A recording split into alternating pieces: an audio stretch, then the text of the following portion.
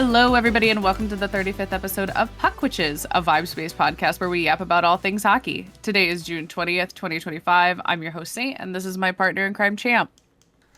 Champ, how you doing? Well, there's no more hockey. And we fucking lost! We have a lot to talk about this episode, so let's jump right into it. Champ, we gotta talk about it. Hello, darkness, my old friend. How did we fucking lose? Did we not last week? The episode came out the day before Game 6. Yeah. Did we not emphatically go, it has to be Game 6 for the Panthers or Game 7 for the Oilers, because we would not tolerate any other options. And the hockey gods, in true monkey paw fashion, were like, Panthers in 6. Pain. I think the worst, not even the worst part, but the part that hurt the most was the minute that they scored the first goal, both of us went, well. That's it. Yep. That was literally, it was a horrifying repeat of last year. Yeah. Where, like, we woke up and we knew we were going to lose on Game 7. Like, we just felt the vibes were rancid. I didn't feel that way that day. I did. Game 7, I was like, no, Game 7, happening. yes. Game 6, I didn't feel that way. Oh, yeah. Oh, Game 6, 2025, I was like, maybe we've got this. I had no real vibe check, but the second they scored the first goal, I was like, it's all over. We're not getting another comeback. Like, there's just no way. You said, just quote, none. And then the second time, I was like, nope. Yeah. You said, quote, I had the same gut punch, and I refused to believe you. And then 30 seconds later, they scored the second goal, and I was like, well, fuck. All right. Yep, you're right. Because that was what happened in 2024, is they scored the first goal in Game 7, and I just went, we're fucked. Like, it was just one of those things where I knew that because at least in 2024, it had been very solid that whoever scored first won. And so once they scored first, I was like, we're done. We're done. Put a fork in it. This year, when they got the first goal, it was the same gut punch, because I was like, we're not. We just didn't seem as coordinated. We have no emotional, like, we were just wiped. Like, the emotionalness was just not there. Yeah, it was like, I didn't believe that. It got so quiet. We could make a comeback. Call. It got so quiet. Dead on silent. Our call because we were fine. We were having a great start to the hockey game, and it was a good start. Yeah. And it was a good start. And then that happened, and you and I both went, well, okay.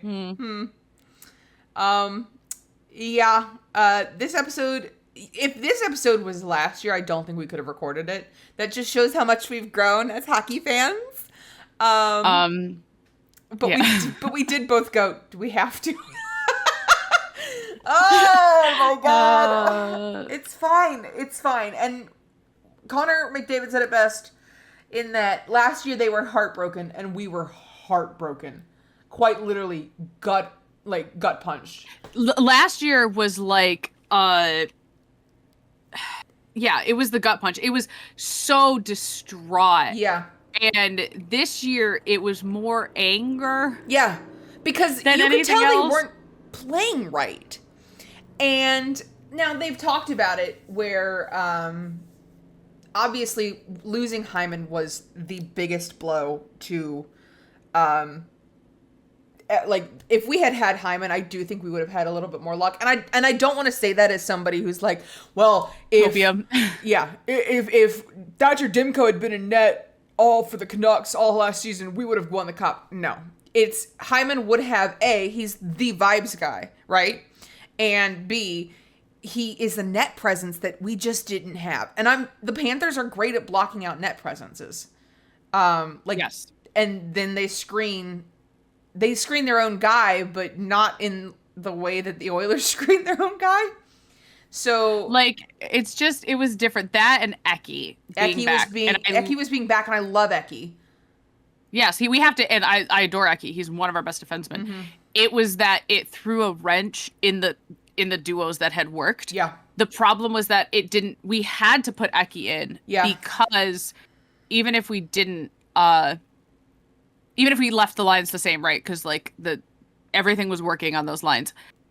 The bottom lines were just not able to keep up with the Panthers. It was just between Hyman going and losing our biggest hit guy. Yeah.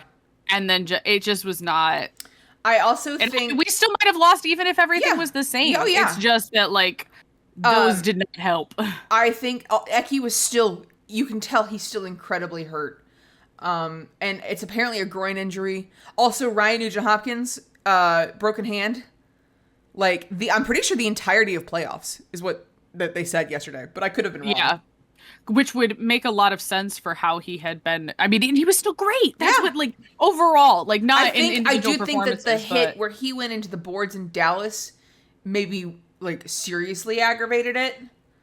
And so, like, you can break your hand and it be usable, and then you can break your hand and it be like, ooh, you need to not be using it. And I think that hit in Dallas where he went hard, we were thinking rib or some sort of, like upper body injury. And I mean, it's the wrist or the hand. So that makes sense. So those were the two big ones. The Panthers were just great at stopping Connor and Leon. And the problem was that they were on the same line and nobody else could garner offense. Like, we just couldn't get it going. Yeah. Like, and again, they were the better team overall. By far, I think we are lucky to have won 2 games. Yeah, yeah. Honestly, like game 1 was the only game that I even thought we dominated.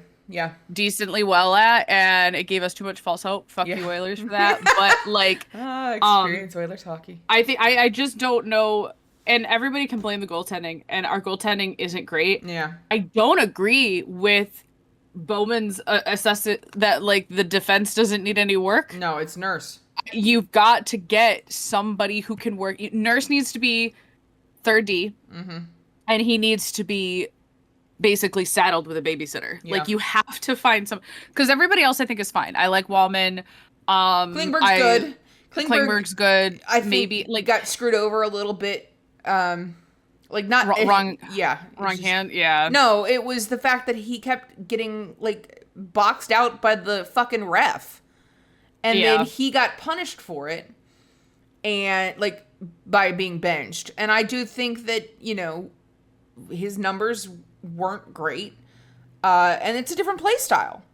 The other downside is we just didn't learn about the dump and chase. Like, why were we... Connor pointed out, why we were doing the same shit over and over again, which was driving you and me insane. Absolutely. By the way, I literally I got up and was pacing and screaming about how, why are we doing the same shit we were playing over and over? We were playing the wrong hockey. We knew that battling on the boards didn't work. Yep. We knew we needed somebody who could go down center ice and move the puck into their zone. We knew that they were always high on Bob.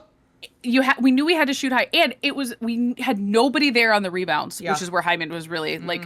It was just all these things were, and I understand that like it can be really hard to change your play style and everything like that and adapt on the fly. And they're a tough team. They're a wagon. Yeah. Like, I totally get it. But at the same time, I'm like, we really couldn't have done any, like, just something, guys, just something. I don't know what it was. It didn't even matter that no penalties were called. Yeah. Like, we weren't winning either way. Yep. What are your biggest things you want to see in this offseason? Oh, God. For the Oilers? We have like a million thoughts, yes, right? But like, what's something that like you think has to be addressed? So we went from being the fastest team in the league at the last Stanley Cup final to we were significantly slower. And I do think that if you're gonna have Connor McDavid, the literal speed demon, on your team, you gotta have guys that can keep up with him. And one of the things that we had an issue, like, that was the issue with it, was that we had gotten rid of all the youth. And so I know that the biggest thing that they're talking about in the offseason is bringing back youth and focusing on young forwards. And I don't disagree. I think we're getting rid of Arvidsson. I think he's already waived his no movement, which he had wanted to be traded at the deadline before. Yeah, he didn't want it, which is crazy. He didn't mesh with the Oilers. Yeah, and we've talked about this in the past that like sometimes you just don't fit the culture. Yeah. And I don't necessarily think the Oilers have the best culture. It's more just that like he just didn't click. Yeah. I don't think they dislike him. I don't think he dislikes them. It's just that this isn't where he feels his hockey can be played. And I think it's honestly, some of it might be the physicality, because the Oilers are a very physical team, especially during the playoffs. Yeah. And I don't think he's a very he's got glass bones. Player. He's got glass bones. We called him all season. Every time RV would get hit, we'd go, "Oh no, he's got glass bones!" Yep. Like every single time. RV, no, he's got glass bones, and I liked it. He grew on me. Yes, we were not fond of him at the start. No, and it stayed that way for a really long time because we were just mad and bitter about folks in Hollywood and McLeod, like all of the babies getting. We were mad about everybody getting traded, and so we were like, "You're like a dog meeting a new dog in the house, and you're just kind of like, I don't know if I like you. Where's my buddy?" So we'll see how that goes. I don't know if I think they want to move Kane. I think they wanted to move Kane at the deadline and couldn't find a buyer at the time because of money. And so I do think that they trade Kane. And I think that he deserves to go. Yeah, I don't think how you can, so addressing the major issues that I had with Kane, regardless of your personal feelings, because I think everybody can shut the fuck up about, the Oilers hire all these people. Your team would hire them too. Yeah. Don't pretend that your team wouldn't hire them in a heartbeat if they would win you cups.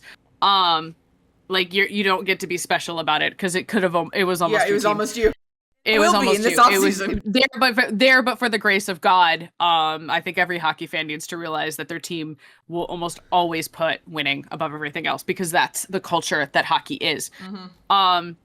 Anyway, so his penalty minutes were insane, and we're ignoring the fact that it was clear plain racism against him and Nurse, especially in the finals, where it was just like, can we think about how you're talking about them and then think if you would say the same about a white player? Yeah. They were over penalized or given soft penalties, but overall he was completely out of control. So way too many penalty minutes, stupid penalties right in front of the refs. The finals alone, he skated as the 7th skater on the ice during the national anthems, which was so classless and tacky and just main character syndrome. I remember of that. We didn't even comprehend it. We were like, what are they showing? Kane on the ice? What's Kane doing? Yeah. I was like, no, he can't be. Like, why is he icing? I was like, maybe he's just getting off. Is there something? No, he was just skating around. Yeah. And then on top of it, he gets a game misconduct, which apparently there was a second, because during the actual game we didn't see it, but there was apparently he took like another swipe. So 10-minute game misconduct, which was kind of fucking weird. They also just wanted to end the game. They just wanted him any sort of fight. They wanted him off the ice. I think they didn't want to ruin the moment at the end there. There was a lot of confusion, allegedly, because the game misconduct happened it was only a 10-minute misconduct, not a full game ejection. Yeah. He didn't come back out into the handshake line. And he could have. But the question is, did he know that he could have? Yeah. I don't think it matters, because I think if you're a good player, like someone who actually has like respect for the sport, I think you would then say, hey, they wouldn't let me go out. Like, in your end of season remarks, your availability, or you would have something would have been addressed to that. I just think he needs to get I don't think he should be playing hockey, but I think he needs to get the fuck out. And I agree. Edmonton.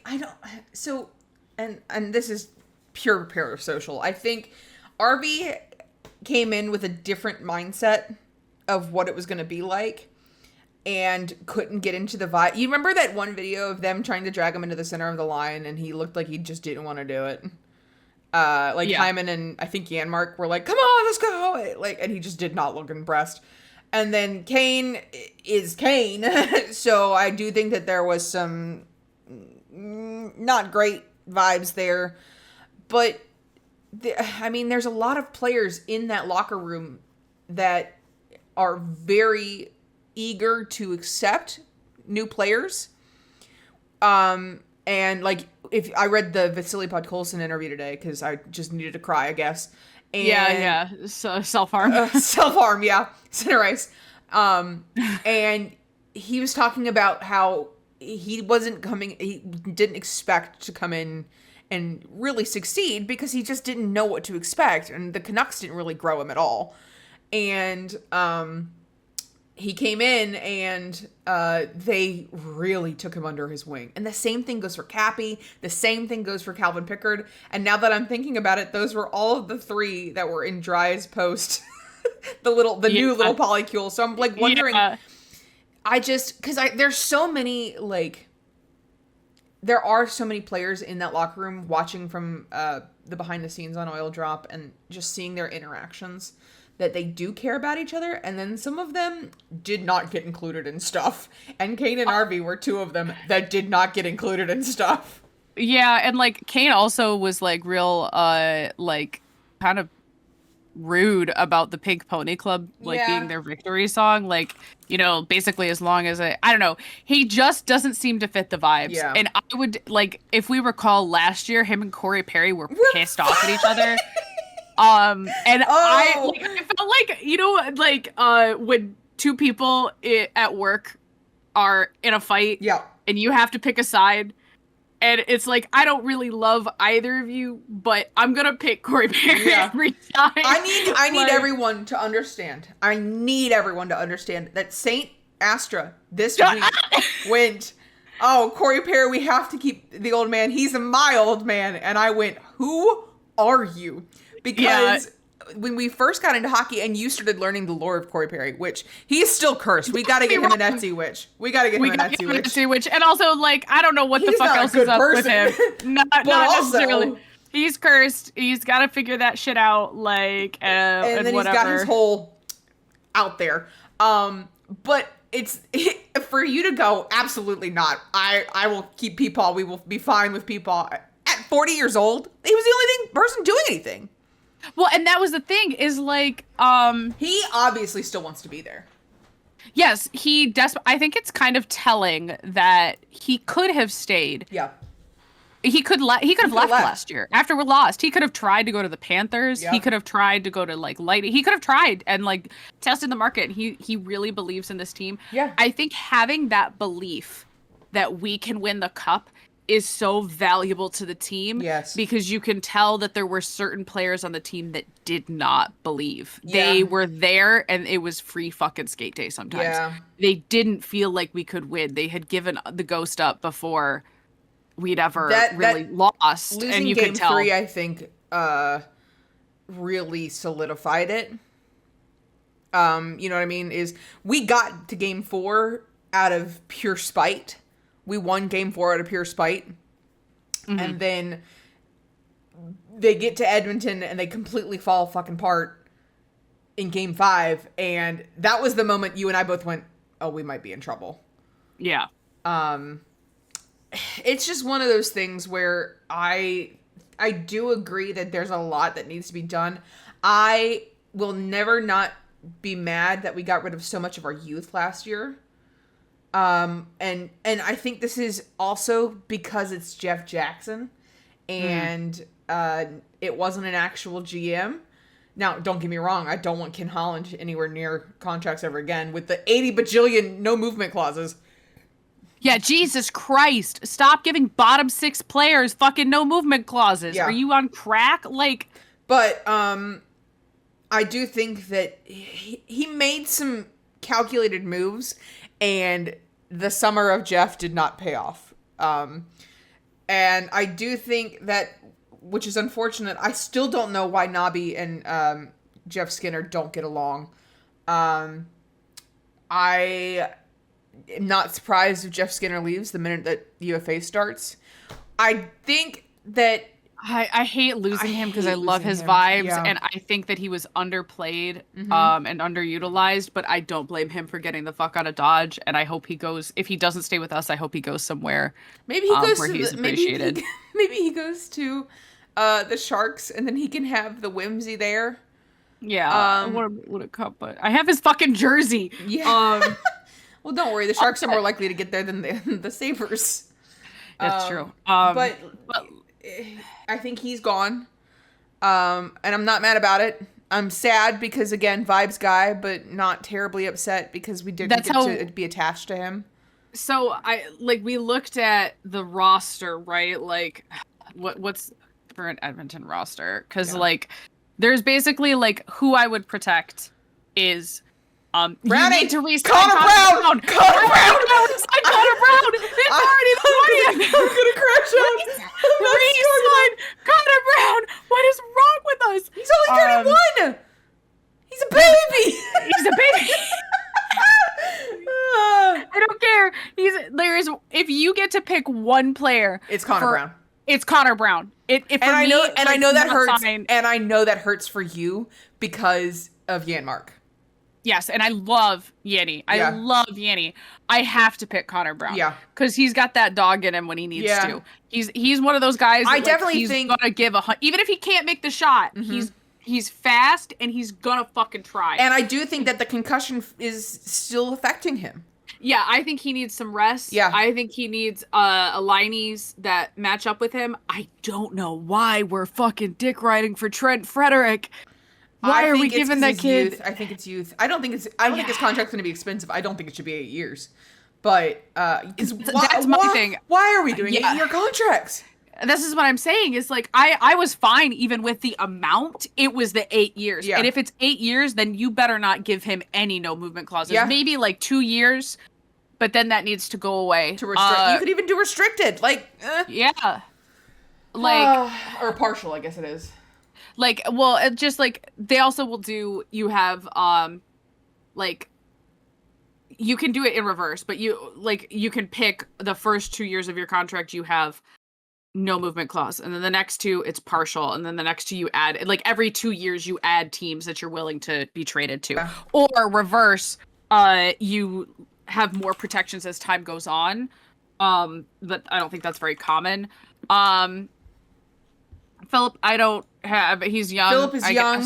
We need to. That's another thing that we had talked about is that we have got to play the kids. Yeah, and get them experienced in NHL hockey. They played 15 minutes in the regular season.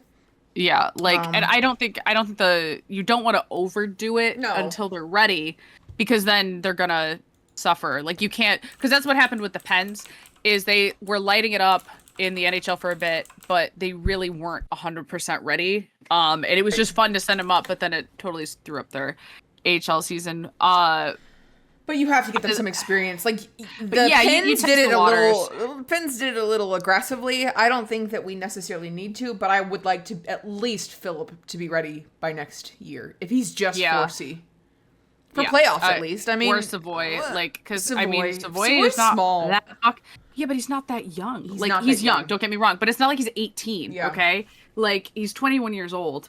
He'll be 22. So I don't know. Here's my question. Get the young kids. Yep. And I know what your answer is going to be. So I'm going to say, you cannot claim Holloway.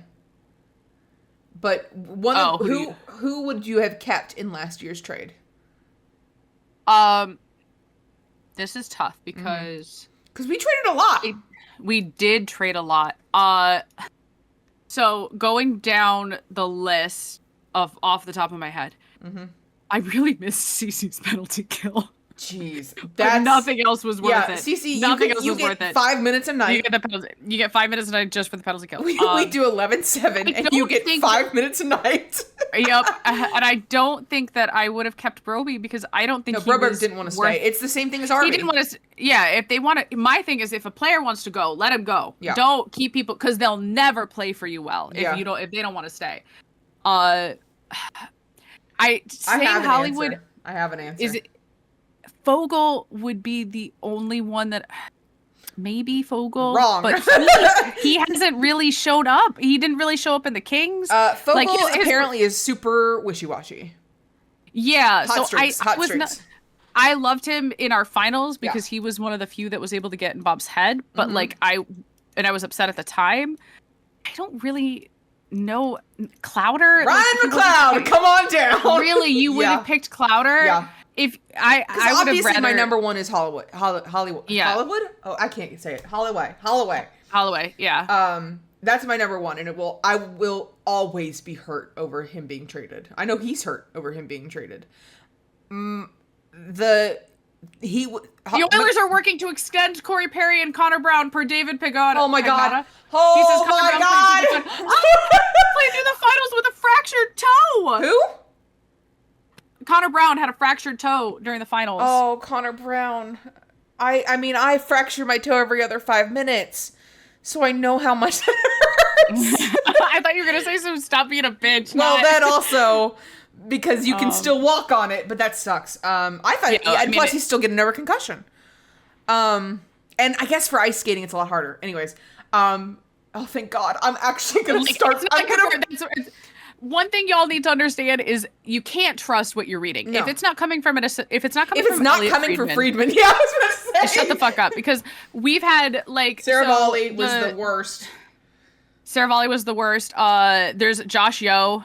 Yeah. He's on my shit list. He doesn't have insider knowledge. No. This is Gino. So about the Gino thing. Everybody shut the fuck up. But however, I like this story because it's Corey Perry and Connor Brown, and I will take it.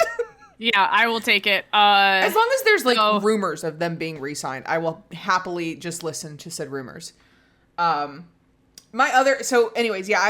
think that Clouder was a solid 4C because he was the center on the fourth line. And I don't necessarily think that Janmark was a problem, but that line with him, Rico, and Brownie did so well in last year's finals. I don't know what it did afterwards, but it did so well that you just had the lack of chemistry with Janmark as his own center. So yeah, I miss Clouder. So I do miss Clouder's vibes too. Honestly, I don't necessarily think we need to bring any of them back. No, I would like Holloway, but that will never happen. Yeah. And I think also you've sort of burned the bridge there, not in maybe not forever, but you're not bringing him back that soon. No. I think just on principle of hey, you wanted to get paid. Yeah. If you wanted to win, you should have stayed. So, and that's me being kind of bitchy, but it is a choice that players make. Because this is what Brad Marchand is doing right now is does he stay in Sunrise to keep winning cups? And go for the 3P and take the tax-free and living in Florida? Or does he go on the open market and Utah or Toronto or one of these other teams with a lot of cap space pays him $8 million?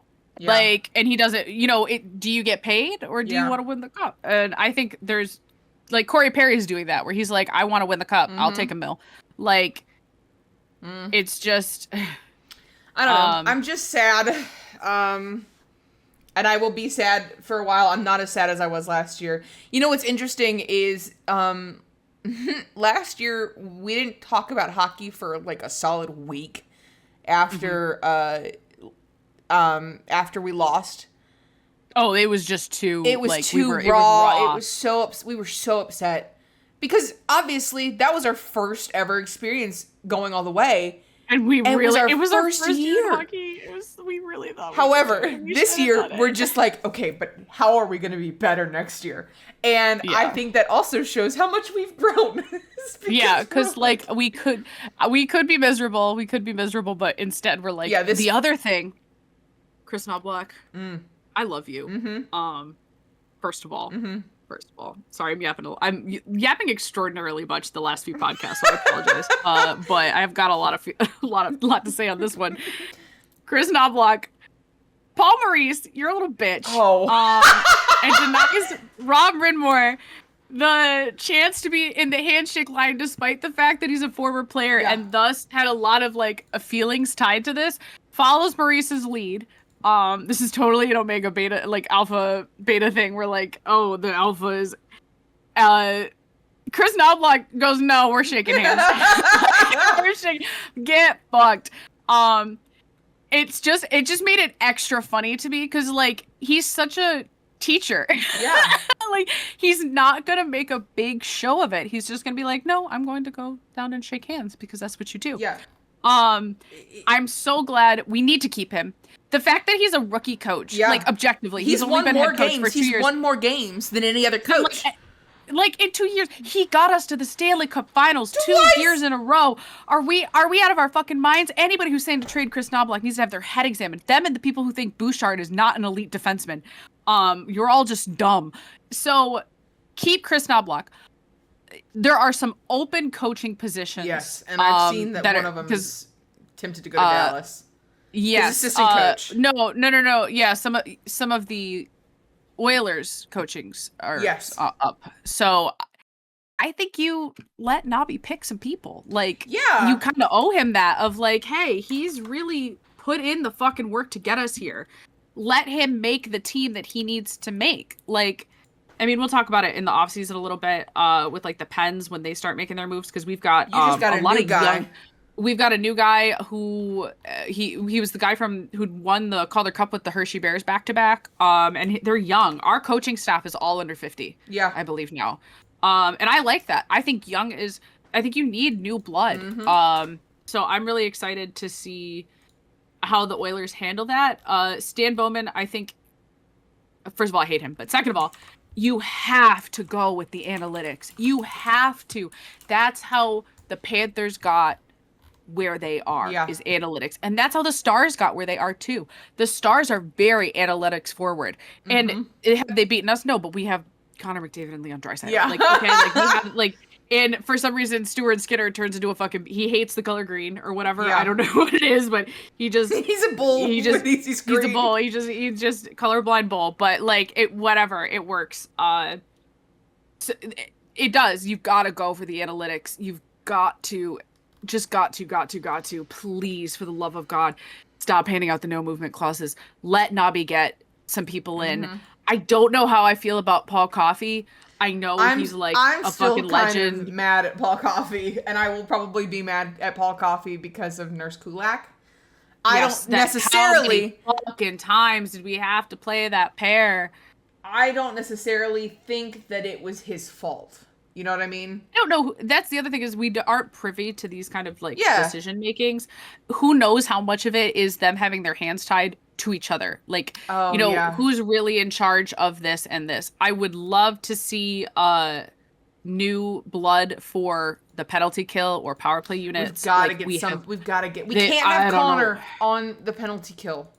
If you put Connor McDavid on the penalty kill, I think you need to be. There's a problem there. Like, that's a significant problem. He doesn't get a break. Yes, you have the guy playing, and we said it, I think, last podcast. I just don't understand why people thought what Connor was supposed to do. He was gassed. Yeah. He's playing on the penalty kill, which is notoriously exhausting. Mm-hmm. Then you put him on the power plays, and then he's playing his regular ice. He has to have rest. Mm-hmm. He's not. He is a workhorse. He shouldn't be doing all of that. He shouldn't be doing all that, and I think that's the biggest problem that the Oilers have faced is that you can't rely on Connor and Dry to bail you out. It's the same thing as when last year. Yes, but when Bob went down, it was a moment of you can't rely on your goalie to save everything, right? Like that's why that's why we got to Game 7 is because Bob got shaken up, and then we dragged them all the way back, and then Bob had the chance to reset, and they were fine. And so, like, if you rely on your best players, like, if you're like, oh, they'll figure it out, rather than sticking to a team game, you're not going to go anywhere. Yeah, like, I think that's a huge issue, is that we're not... It should also not just be on the same line together. Please separate them. McDry needs to be a... play unit, and that's it. Or, like, quite literally, overtime. You get one chance. One chance per game. Yeah, you get, again, power play. And overtime is a good one. Overtime and last push. Like, you put your last guys out in the last 2 minutes so that, you can, for one last... I'm fine with that for those specific instances. Everything else, no, you gotta stop. Yeah. You gotta stop. Like, it's just... Again, I think if you start to pay attention, when things get rough for the Oilers, they don't have any structure. It's just rely on McDry. Yeah. And in my humble opinion, don't play Connor and don't play dry for the preseason. Interesting. Okay. Don't play either. Let them chill out. Let them relax because we went far in the finals. Yeah. This lasted for fucking ever. So let them rest and see who can work with each other and who is willing to be the workhorse. Because if you can't give that energy, like, you have to just fucking do it, guys. Yeah. Stop relying on McDry. Yeah. And I don't think that all the players are doing it. I really don't. Obviously, there's players like Connor Brown and Corey Perry and Nuggy and Hyman who are always trying to make the shots. Yep. And always trying to get their faces up in there. But like in Rico, general, Rico, and honestly Yanni. yeah, he has his moments where like he really, like in the playoffs specifically. I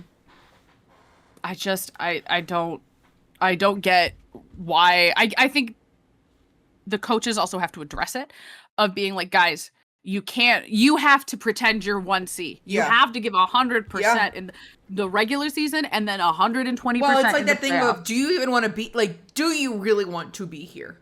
Yeah, and I think some of them didn't. Yeah. It was, to me, they were exhausted players, and they just didn't want to. Yeah, you could tell that they didn't believe they were going to win, and they didn't believe that they were not willing to go the distance. You could tell there were certain players that, I don't know. I was not a fan of how certain people played. That's why I think I'm a little more cutthroat this year. Yeah. In terms of like who goes, and because I don't have the affection for them as much as I did last year, because last year felt like such a long shot. Yeah. And this year, I mean, I kind of like, maybe you keep Kapanen. I think you keep Cappy. He's young. He's 27. And he got that dog in him. You got that dog in him. Like, I would like to keep Yanni as 4C maybe, but we have too many Cs. Yep. And not enough of the correct wingers. I think just balance wise. Yeah. And I totally disagree with Bowman. We got to make sure that defense is solid, locked the fuck in. Yeah, if you're not getting rid of Nurse just for the multitude of reasons, then you've got to find somebody. He has to be third pair, and he's got to find somebody that can work with him. Yep. Like whether that's Stetch and stuff. I don't know why Stetch was getting 5 minutes a night, and it should have been Nurse. Yeah. All right. Well, Saint, for the last time. Do we have a sponsor today? We do have a sponsor. Today's sponsor is St. Astra, a Twitch streamer, cosplayer, and artist. You can support her by purchasing from her Etsy or subscribing on twitch.tv/St. Astra. Use your free Prime sub and get access to cute emotes. St. Astra's Etsy also sells a variety of jewelry, decorations, and trinkets. Everything is handmade and crafted with the perfect balance of love and spite. All proceeds go directly to the... Oh, we don't have a bit. We gotta come up with a new bit. No! All proceeds go directly to the 2026 Hockey Fund. The Great Edmonton Trip Fund. Hey.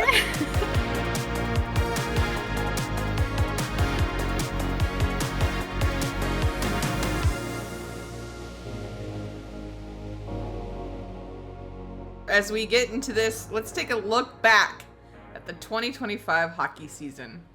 Too much happened, Your Honor. Too much. Things that make you go, Too much.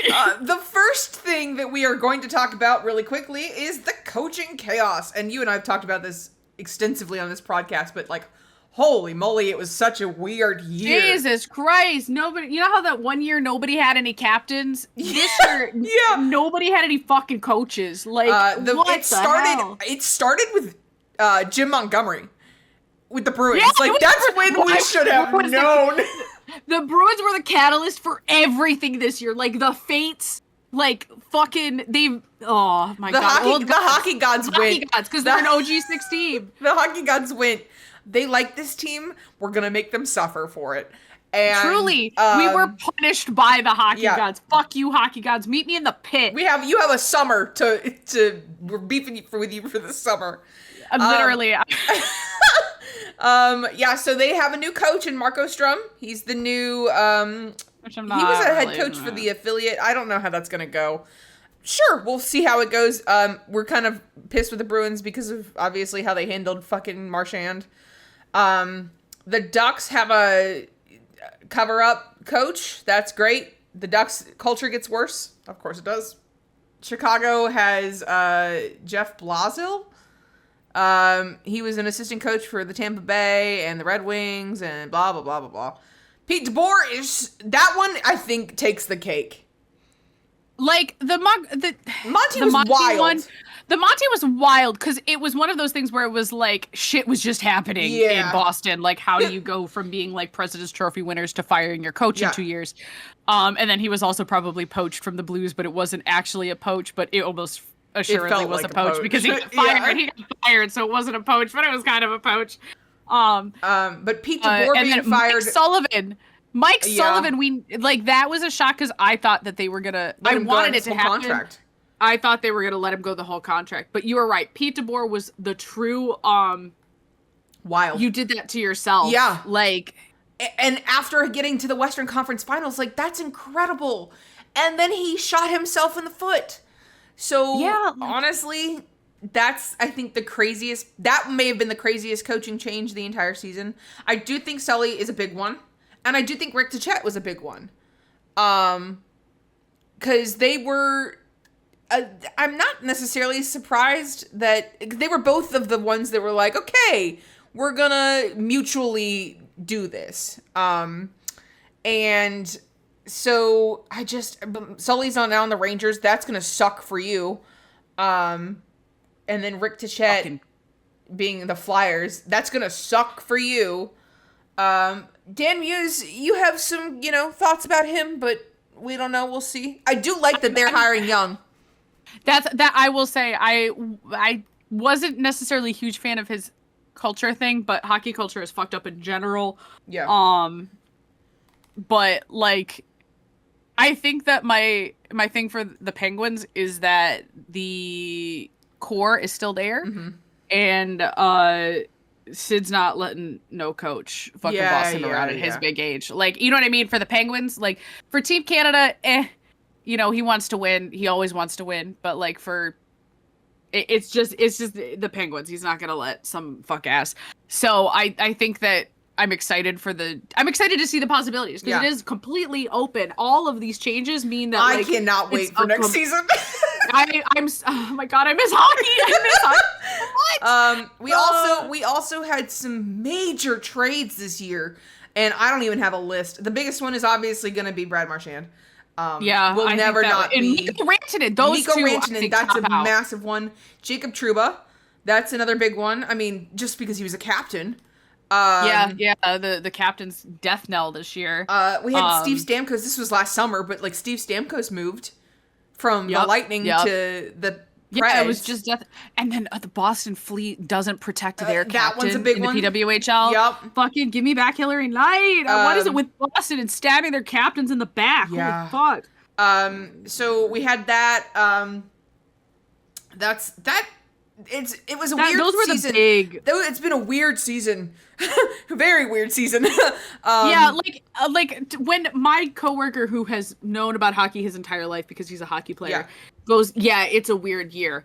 I know that like it's not just because this is normal to us because we don't know anything else, but it definitely has been a little fucking wild. Like the Mikko Rantanen and Marchand are those definitely are going to be the two major ones. And I remember when Mikko Rantanen was the biggest trade of the year. Like he still is, like one of them. Marchand will go down in history for being the best trade acquisition at a deadline ever. Yeah, like honestly, like, and it's one of those things where he went full villain arc, and that's why I love. It's very funny. It's very funny. He's the only one allowed. The rest of the Panthers and can fuck all you people fuck all you people who love him now because we love him. We've been loving him for a while. Y'all don't deserve to love him now that he's not on the Bruins. Fuck off. We have the Utah Mammoth was announced this year. Good for them. I don't think they're gonna go anywhere. I would be shocked. You ready for this? I would be shocked if Marner went to the Mammoth. I guess this is again the case of like the psychology of players, right? Right. Do you want to win or do you want to get paid? Yeah. And honestly, like the Leafs are pretty fucking close. Yeah. Like nobody wants to seem to like they keep they're swinging too far in either directions. Either they're saying blow it up or they're saying no, we can keep everything. We were the second best in the. No, you weren't. No, you you were weren't. you were the second best. You were the third. I would give them. I would give them 3. I'd give them 3. I would give them third. I don't even know if they could have beat Dallas though. Like, I don't like. Maybe. I don't know. That would have been an interesting matchup. Yeah. To see Dallas versus Toronto in the playoffs because they both had strong goalies, and if Sam Bennett doesn't take out Stolarz, I think they're a lot more even keel. Yes, I agree. I think if Sam Bennett hadn't taken off Stolarz, they might have won. Yeah. Honestly, I think that you can argue they're the third best team in the league.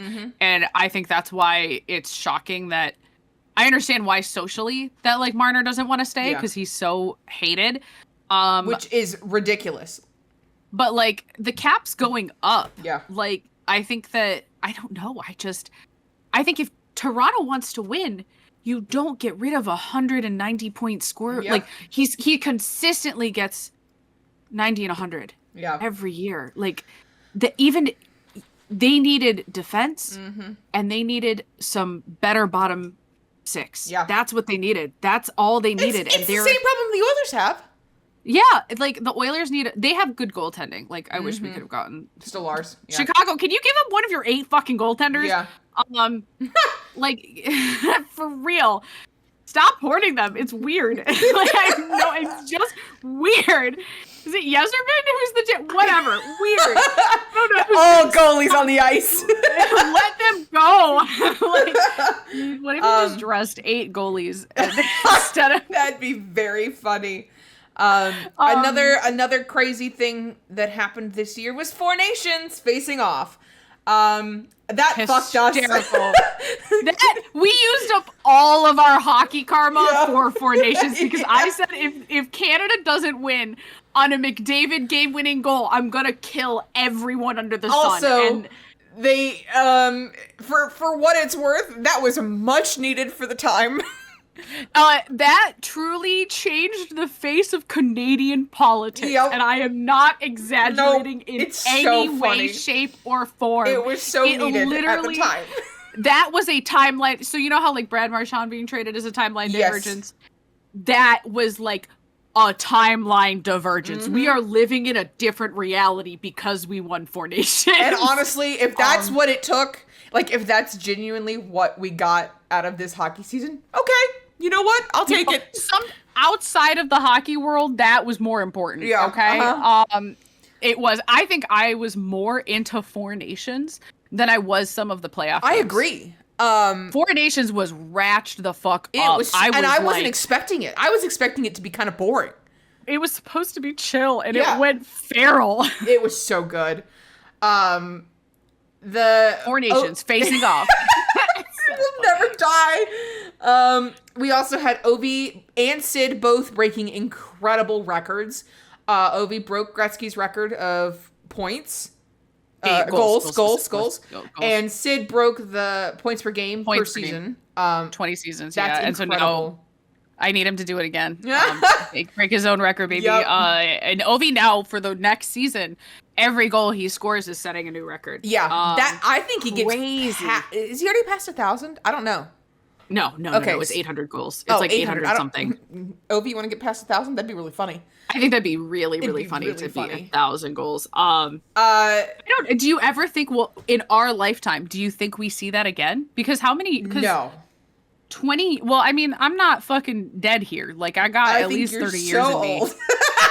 I got at least 30 years in me. Like I'm. You're like, all right, so, fuck off. Fuck up. But like, you know, I don't. But know. I don't know if we ever see. There's no one currently in the league who is close. Has a shot like that. Yeah, like, and who has to? Because Ovi had such a stellar breakout record, and goaltending has gotten better over the years, right? Like, it's from Gretzky's era to now, goaltending has just gotten better and better. So it becomes harder for one guy to get these goals all the time. You typically are relying on having depth to keep your goals going. Like, let alone it's a tight race in a lot of the playoffs. Yeah. So it's like, well, if you're not consistently making playoffs, you're also going to be losing on goals there because you're not playing as many games overall. Like, Yeah. Then there was just, as we love about hockey, there were so many unserious moments. The one that will always stick out to me will be the John Tavares amulet saga and you going down a rabbit hole and figuring out what, like, the whole air quotes science behind it. When I was an investigative journalist in another life. Yes, you were. It might like I just like knowing things and finding things out, which is why we'll be talking a lot about that during the off season. But some of the other there was a post by Ciara, aka 43 Worlds on Twitter, who was like asking about the most unserious moments, and I'm gonna go through them and see if you remember. All of the Celebrini and Will Smith antics, aka the one they kicked Sharky in the head with the soccer ball. That was so fucking funny. And just that, like, the admins were just like, we've got 2 marketable kids. Let's use it. Like, the Mason Marshman falling on his face with the stick. Because he tried to sell the goal, and then he's like, "Oh, my life is so hard," and then the stick breaks. It's so fucking funny. So fucking funny. That one might be apparently I didn't realize this, but the Hagel and Aho interaction was this year. It was this year. Yeah, there's so much that happened. Hilarious. It was so funny. Like, that's probably my moment. Really? I just love seeing Brendan Hagel happy. Send me what's this? Can you send me the post? The tweet. Yes, yeah, because I had it and then I lost it. Because it's not just replies; it's also like. I was looking at the quote tweets. Okay. The other one that is really, really a big one was the Canucks Twitter getting hacked. And that being not the worst part. Forgetting about that. That was not the worst part of the Canucks week. Like, go to the box, please. Was this go year? To the box. I think it was. Yeah, November 2024. So it was the first. Go to the box, please. Oh, Matthew... No, it wasn't go to the box. It was what did he say? Hold on, I gotta listen to this. Oh, he doesn't even. It was the sequel to Go to the Box. Oh yeah, Quinn tries to skate up to the ref, and the ref is like, "No, go away." Another one that is still bringing me joy to this day was Matthew, having lice. It wasn't a real thing, but it was a bit on Twitter. But we were together. We were together when that happened. We were in Pittsburgh. Yeah, and we were like, Matthew Tkachuk has lice. It was just a bit on Twitter, but it was like. So now every time I see him. Yeah, we just go, he has his lice and he deserves it. What else is there? Tom Wilson stealing Sebastian Aho's mouth guard. The fight! The fight in the freaking benches. He disrespected my chickens. Yes, that was very funny. Disrespected my chickens is so good with the bird flu. Yep. The amount of pucks that Dallas took to the face. Oh my god. Guys, wear face masks. Honestly, you need bubbles. Oh my god, yeah, the Dallas Stars puck to the face saga. I feel like if you traded anybody who got hit to the puck to the face, that's worrying. I feel like you've ruined some kind of hockey god balance there. So bye mush. Bye mush. There was the Chris Knobloch pastor lookalike. That one still kills me. Yep. Oh, the goalie goal. Goalie goal. Was it Ned? It was Ned. Yeah, that one. Because he just wasn't it. He got an assist because someone just tweeted it, and it's the picture of Sid looking so fucking happy because he knew it was going to win. I forgot about that. It was so good. There was some. This year I want to, because I didn't do it last year and I had wanted to and forgot about it. I want to make a Google Doc of my favorite moments. Yes. Throughout the year so that I could like timestamp them what game it was that brought me joy. Matthew's using a goalie stick. That one was so funny. Because it was just stupid. Travis Konechny and Brad Marchand like riding across the ice to go get their like medals. Oh my god, I'd forgotten about that. It was like we were all so endeared by them. Wasn't it Shesterkin? Shesterkin? I will never get that right. Who beat the shit out of Brady Tkachuk? I think it was. One of the goalies went feral. It was so good. I wish I could have done that. Who else? Tavares and his magical amulet. Yep. It was Shesterkin. It was Shesterkin. Yep. The harmonica anthems, which I can't believe was this year. That feels like 18 years ago. And it was this playoffs. The Corey Perry nachos goal against the Capitals. Yes, the nachos! His reheated nachos. Oh my god. What else? Oh, there's just so many good ones. There's so many. There's so many good ones. And I just appreciate... see, this is why I love hockey, is that there are just so many moments like that are just whimsical. Yeah, like, it's such an... And I'm sure other sports have this as well, but for hockey specifically, there's an absurdity to playing on ice. Yes. And the fighting and, like, just the way that the game is played. Like, baseball has the shenanigans because the game is so goddamn boring that they do stupid shit, like light each other's shoes on fire and, like... build sandcastles in the dirt. Yeah, that one guy who, like, is obsessed with making his little, like, masterpieces, and he's done the one bird watch. Like, it's so funny. Oh, the Wilmac and the sleepover. Toffoli, the sleepover. That was cute. He disrespected my chickens is so funny. He disrespected my chickens is very, very funny. The Sam Benoit super punch that fucking missed. He just entered to be like such a badass, but he misses. It's so funny. Oh my god. Oh, Igor Shesterkin also says he should be in school when Macklin Celebrini. Yeah, that one was good. So funny. I have a list here. Let's see. Again, this poor kid, Celebrini's car getting hit by the bus. Yes! Oh my god, it was so funny. Ranting and hating Carolina. The whole ranting and thing. Ranting and getting a hat trick in the third. That one. That one's not unserious, but that was incredible. Not unserious, but, like, it was so absurd. Like, I was telling my boss about this, and my boss goes, like, I was saying, yeah, he got a hat trick all in the third, and my coworker was like, was it really all in the third? I thought one was in the second. I was like, no, I'm pretty sure it was all in the third. And my boss was like, it was all in the third. Like, he got all 3 goals in the third. Crazy. Oh, what a crazy moment. Like, that one I think that was probably my favorite moment of the playoffs. Yeah. It's not even Edmonton. It's not even Edmonton.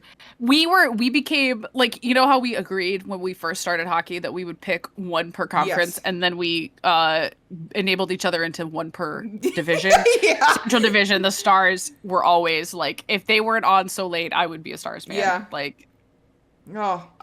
Again, the stupid Tavares magical amulet. And the memes that came from that, they will never die. No, like that's so funny. Tavares isn't his amulet. Like, Michkov punching Celebrini in the face and then pretending that he didn't do anything wrong was so funny. Like, and I hate the Flyers. But it was so funny. The number one moment is that guy trying to pay off the ref. Oh my god, the Seattle Kraken! Yes! That is the number one moment, because that'll be me. I'm gonna go. We're gonna get ice tickets. I don't know when, so I'm gonna pay off the ref. Oh my god, so fucking funny. Someone also said the infected graphic for when Charlie McAvoy's shoulder, that was great. because they tried to murder that kid. They did try and murder that kid. Wow, we still got some beef with you. You gotta get your act together. Like, yeah. Oh my god, that's right. Gritty doing the no grapes to the Ducks. Oh my gosh. Gritty again had a stellar year. Gritty did have a stellar year. Him shooting the worms at bald people's heads in the crowd was so funny. You're right though. The guy paying off the refs, I need to like screenshot that because I'm gonna use that as a reaction. Yep. That was us all postseason. Yeah. They were funny, but like. Oh, and Joey Dacor jumping zoomies, and falling. That was very early. That's the moment we fell in love with Joey. Yeah. Oh my god, it's so. I'm trying to. What was Kermit flu? JT Miller had tried to qualify for the U.S. Open. That was just funny. What? Yeah. And then Charlie Lindgren with the self goal. Oh, that's right. That was that one that made me like. I think I sent it to you and said, "This is gonna haunt my nightmares. It's not even my team." Like. Yeah, that was there was a lot of good this season. Yeah. Like, it's a long season. Hockey's a fucking long game. It's a sprint. Not a marathon. Yeah, it's forever. There were some really good moments. I fucking love hockey. I do too, and it will never get old. Yep. All right, Saint. Oh my god, it's time, boys It's and time. girls and non-binary pals, for the 50-50. Is it gonna be sportsmanlike conduct? The last two on the wheel are the Caps and the Oilers. I really don't know what is worse. Not getting the Oilers or getting the Oilers. I'm so scared to hit this button. I can feel the tension. Why am I more nervous about this than I was the last game? It's like an omen. It's off season, but it's an omen. All right, here we go. Oh. Okay, it's fine. Oh, the wheel did not spin very long. You've got to be kidding me! I actually think it would have been better to get the Capitals. I think it would have been better to get the Capitals. This is hockey gods. This is cruel. This is cruel. This is the hockey gods. Meet me in the fucking pit. This Meet is me in so the pit. cruel. You're assholes. Oh, I'm so sad. Oh. Because I had ideas for the Capitals. Like, this is stupid. Hockey gods, we were supposed to be playing Game 7 tonight. This is not fair. Did you say other unserious moments were everyone on Twitter tonight pretending that it was Game 7? Yeah, that's a good one. Posting fake lineups. All right. So the Edmonton Oilers. What to say? I don't have anything. I don't really know what I could say about them. You know, they're just some random team in frickin' northern Alberta. Don't know what that's about. We're planning a 2-week trip to go watch 3 games. The schedule comes out July 16th, and we're having a fucking family meeting about what we're going to see. Yep. Oh, God. So, Saint, do you want to go first, or do you want me to go There's first? really only one thing we can say, and it's that the reason we're into hockey is because of the Edmonton Oilers. I'm going to cry. Like, that's it. That's like, it. we don't... I wasn't a Pens fan first. I became the Pens fan. Yeah. But our first hockey game was the Oilers versus the Golden Knights. And we fell in love. I fell in love with Leon Draisaitl for his being a bitch. Me. That's you. And you went, oh, uh-oh. Uh-oh. And I was like, oh, he's fun. And his fuck-ass skating. Yeah. And I was like, oh, he's good. And then it was all over. The Edmonton Oilers, thank you for an incredible season. Yeah. I'm going to cry. Yeah, I thought it was fine. We did cry. At least twice this playoff season. Yeah. I'm so as upset as I am about losing. Yeah. I'm so proud of them overall. I think going back to back in the Stanley Cup finals is crazy. For real. And we didn't expect this to happen this year. No, as I said at the very beginning of the year, you don't trade away your entire team and expect to get back there, but they did. Yeah. We just need some tweaks. And overall, I think that the fact that we I think are truly the number 2 team in the league because we got to the Stanley Cup final in less games than the Panthers did. Yep. So I believe so. Or was it the same number of games? No, it was one less game because they went to Game 7 once. Yeah. And we were 6-5-5.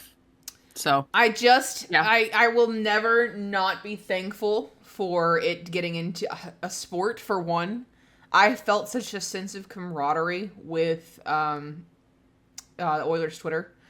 I want to be at Rogers for every single game. I want to be where the people I want to be. That give me to God's country. Give me to God's country. I can't wait for next year. Because I truly believe in this team. And I know that they're going to win a cup. And we just got to get there. We just got to get there. We have to have the luck of the gods on our side. And the moment it happens, it will never taste sweeter. Because of the adversity that they've gone through. We're about to be the most insufferable people on the planet for at least... Listen, if the Panthers can do it, then we can do it too. Yeah, talk about sore winners. Yeah, so But yeah, I love them. I love them. There's not much else to say. I could go on a tangent. Which we do every episode. Every freaking episode. I don't know why this is a shock. Yeah. We just love them so much. I love the fans. I love the culture of the fans, the Ice District. Oh. The fact that they're so open to charity. Yes. La Bamba. Just La Bamba. La Bamba, Pink Pony Club. I love our casters. I just Jack and Louie! I think that's why we didn't win, because we didn't have Jack as the call. Louie. If we'd had Jack as the call, we would have won. Yeah. That's really what it was. Because we can't. That they need to fix that next year. Yeah. Jack Edward, you need to be Hockey gods. our announcer. But that's Make it happen, you bitches. Saint. That's it for this season 1 of Puck Witches. Yeah. Wow. Holy shit! Can you believe we actually stuck to this for a full hockey season? No. Guys, if I'm honest, not at all. I'm shocked. This just shows how much we love hockey. It really does. It's because we've done streaming for 3 years now, Saint. Holy shit! I know. And we still do it consistently. Yeah. We took a couple months off. Yeah, but life. But yeah, it's just so this. It doesn't feel like a job. It just feels like, hey, I get to hang out with my best friend and talk about my favorite thing in the world. Which is all most podcasts are. Yeah. But this one in particular, we do, to take time out of my week and get to it's made me much more knowledgeable about the sport, because I feel like I want to know what I'm talking about, for your dad who listens to the podcast and maybe one other person. No, we have a lot. There's a lot out there, which is scary. The people that my dad have got it at the wine shop. Hello. I need you all to understand that as a person who doesn't like to be perceived, I don't look at the views at all. Champ has to tell me about what happens because it freaks me out. It's fine. Yeah. Puck Witches is not going away. No, not for the off season. Not for the off season. The long hour-long podcast will chill for a bit. We might do one a month. Depending on what's going on in the hockey world. It's more likely that for we have some specials, yes, I would call them. Yeah. Specials that will be going out periodically. And I think the first one is the first one will be drafts. We'll talk a little bit about the drafts, and then we'll talk a little bit about the start of UFA. That'll be the first two. Yep. And then we have one of our very good friends is going to come on who does not watch hockey, and she gets to rank all of the names of the teams. So we have some sillies in there. It's going to be fun. They're called 10-minute misconducts. They will be up on our channel. But yeah, we did it, Saint. We made it through a whole year. Why is this hitting me harder than the finals? I can't believe, guys, we did it. Guys, a full year of me crying about the Pittsburgh Penguins and Edmonton Oilers. Guess what? It gets worse this season because it might be Gino's last. Hey, Champ, I know. could you really shut the fuck up? I mean this with all the love in my heart.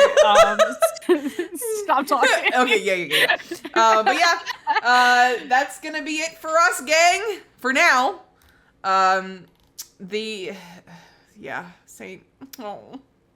We really appreciate you listening through all of our Quite literally. The Puck Witches podcast is released on Spotify and our YouTube channels, and you can go to the Night Witches Discord via the link below to talk about the episodes directly, as well as enjoy our other channels. It's full of gaming, hobbies, and good vibes.